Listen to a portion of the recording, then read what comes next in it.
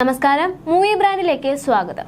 NEET പരീക്ഷാ വിവാദത്തെ തുടർന്നുണ്ടായ വിദ്യാർത്ഥി സമരത്തെ നിരന്തരമായി ഏറ്റവും കൂടുതൽ വിമർശിക്കുകയും പരിഹസിക്കുകയും അധിക്ഷേപിക്കുകയും ചെയ്ത താരമാണ് കങ്കണ റണാവത്ത്.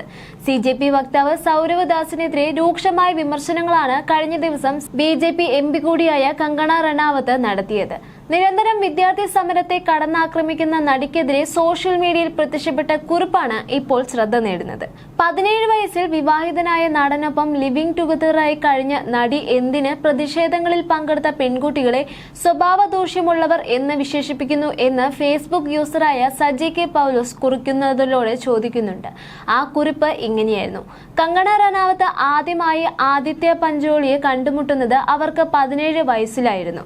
അന്ന് പഞ്ചോളിക്ക് 37 വയസ്സും. അദ്ദേഹം വിവാഹിതനും ആയിരുന്നു. എന്നിട്ടും കങ്കണ അദ്ദേഹത്തോടൊപ്പം ലിവിംഗ് ടുഗദർ ബന്ധത്തിലായിരുന്നുവെന്നും അതിന് പകരമായി മുംബൈയിൽ താമസിക്കുവാൻ വീടും സിനിമയിൽ അവസരങ്ങളും ലഭിച്ചിരുന്നുവെന്നും പിന്നീട് വിവിധ അഭിമുഖങ്ങളിൽ കങ്കണ തന്നെ പറഞ്ഞിട്ടുള്ള കാര്യമാണ്. ഒരു ദിവസം കങ്കണയുടെ ഫോൺ പരിശോധിച്ച ആദിത്യ പഞ്ചോളി മറ്റൊരു നടനെ ബേബി എന്ന് വിളിക്കുന്ന സന്ദേശങ്ങൾ കണ്ടതിനെ തുടർന്ന് തന്നെ മർദ്ദിച്ചുവെന്നും കങ്കണ വെളിപ്പെടുത്തിയിരുന്നു. അതിനുശേഷം അധ്യയൻ സുമൻ, അജയ് ദേവ്ഗൺ, ഹൃതിക് റോഷൻ എന്നിവരടക്കം നിരവധി പേരുമായി തന്റെ ബന്ധങ്ങളെക്കുറിച്ചും കങ്കണ തന്നെ പൊതുവേദികളിൽ പരാമർശിച്ചിട്ടുമുണ്ട്. ബോളിവുഡ് പാർട്ടികളിൽ ലഹരിയുടെ സ്വാധീനം കങ്കണയ്ക്കുണ്ടെന്ന് പറയപ്പെടുന്ന വീഡിയോകളും ഇന്നും സോഷ്യൽ മീഡിയയിൽ പ്രചരിക്കുന്നുമുണ്ട്. ഇപ്പോൾ അതേ കങ്കണയാണ് പ്രതിഷേധത്തിൽ പങ്കെടുത്ത പെൺകുട്ടികളെ സ്വഭാവ ദൂഷ്യമുള്ളവർ എന്ന് വിശേഷിപ്പിച്ചിരിക്കുന്നത്. കാരണം അവർ മെലോഡയെ അപമാനിക്കുന്ന രീതിയിൽ അധിക്ഷേപിച്ചതാണെന്നാണ് ആരോപണം. കങ്കണ മാത്രമല്ല, നോൺ ബയോളജിക്കൽ നേതാവിന്റെ എല്ലാ താരപുത്രന്മാരും ദത്തുപുത്രിമാരും ഏറ്റവും വലിയ വിഷമം എന്താണെന്ന് വെച്ചാൽ അധിക്ഷേപ വാക്കുകളാണ്. എന്നാൽ 22 വിദ്യാർത്ഥികൾ അക്കാലത്തിൽ മരണപ്പെട്ടിട്ടും ഇവരിൽ നിന്നും ഒരു വാക്കുപോലും ഉണ്ടായിട്ടില്ല. വിദ്യാർത്ഥികളെ പോലീസ് ക്രൂരമായി മർദ്ദിച്ചപ്പോഴും പെൺകുട്ടികൾക്ക് നേരെ ലാത്തിചാർജ് നടന്നപ്പോഴും അവർ മൗനം പാലിക്കുകയായിരുന്നു. പക്ഷെ അവരുടെ പപ്പയെ ആരെങ്കിലും അധിക്ഷേപിച്ചാൽ മാത്രം എല്ലാവരും ശക്തമായി പ്രതികരിച്ച് രംഗത്തെത്തും.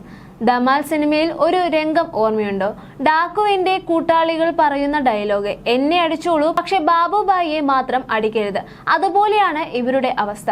എന്നെ എന്ത് വേണമെങ്കിലും പറയൂ, പക്ഷെ പപ്പയെ മാത്രം ഒന്നും പറയരുത് എന്ന നിലയിലാണ് എന്നുമായിരുന്നു കുറിപ്പിൽ പറഞ്ഞത്. അതേസമയം നടി ഐശ്വര്യ ലക്ഷ്മി അടുത്തിടെ നൽകിയ ഒരു അഭിമുഖത്തിലെ പരാമർശം സോഷ്യൽ മീഡിയയിൽ വീണ്ടും ചർച്ചയാവുകയാണ്.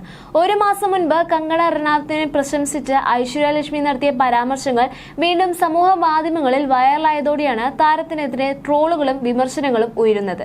എനിക്ക് പെട്ടെന്ന് കങ്കണ പറഞ്ഞ കാര്യങ്ങൾ ഓർമ്മ വന്നു. എനിക്ക് കങ്കണയെ വളരെ ഇഷ്ടമാണ്. അവരൊരു മാഡ് ജീനിയസ് ആണെന്നാണ് ഞാൻ കരുതുന്നത്. പാർലമെന്റിൽ അവർ നടത്തുന്ന പ്രസംഗങ്ങൾ എനിക്ക് ഒരുപാട് ഇഷ്ടമാണ്. എന്തായാലും ഞാൻ അവരുടെ വലിയൊരു ആരാധികയാണ്. പ്രൊഫൈൽ എന്നത് വലിയ താരങ്ങൾക്കൊപ്പം പ്രവർത്തിക്കുന്നത് മാത്രമല്ല, നമ്മൾ എന്താണ് സിനിമയിലേക്ക് എന്തുകൊണ്ടുവരുന്നു എന്നത് കൂടിയാണ്.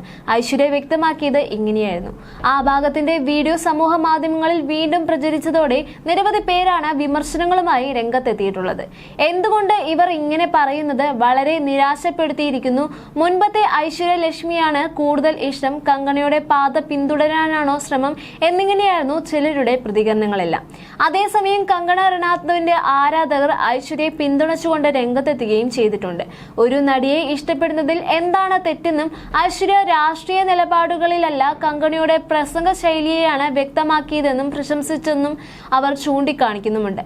സ്വന്തം അഭിപ്രായം തുറന്നു പറഞ്ഞതിനാണ് ഐശ്വര്യ വിമർശനം നേരിടുന്നതെന്ന അഭിപ്രായവും ചിലർ പങ്കുവെക്കുന്നുണ്ട്. വിവാദം സമൂഹ മാധ്യമങ്ങളിൽ തുടരുന്നതിനിടെ ഇതുവരെയും ഐശ്വര്യ ലക്ഷ്മി ഇതേക്കുറിച്ച് പൊതുവേദികളിലോ മറ്റേതെങ്കിലും രീതികളിലോ പ്രതികരിച്ചിട്ടില്ല. ശ്രദ്ധേയമായ മറ്റൊരു കാര്യം എന്തെന്നാൽ ഐശ്വര്യ സമൂഹ മാധ്യമങ്ങളിൽ സജീവമല്ല എന്നതാണ്. ഗാട്ടാ ഗുസ്തേസ് 2-ലാണ് തമിഴിൽ ഒടുവിലായി ഐശ്വര്യ അഭിനയിച്ചത്. തെലുങ്കിൽ ഒരു സിനിമയും മലയാളത്തിൽ ആശ എന്നിവയാണ് താരത്തിന്റെ വരാനിരിക്കുന്ന സിനിമകൾ. ക്വീൻ 2, സർക്കിൾ എന്നീ സിനിമകളും ചിത്രീകരണവുമായി തിരക്കിലാണ് കങ്കണ റണാവത്ത്.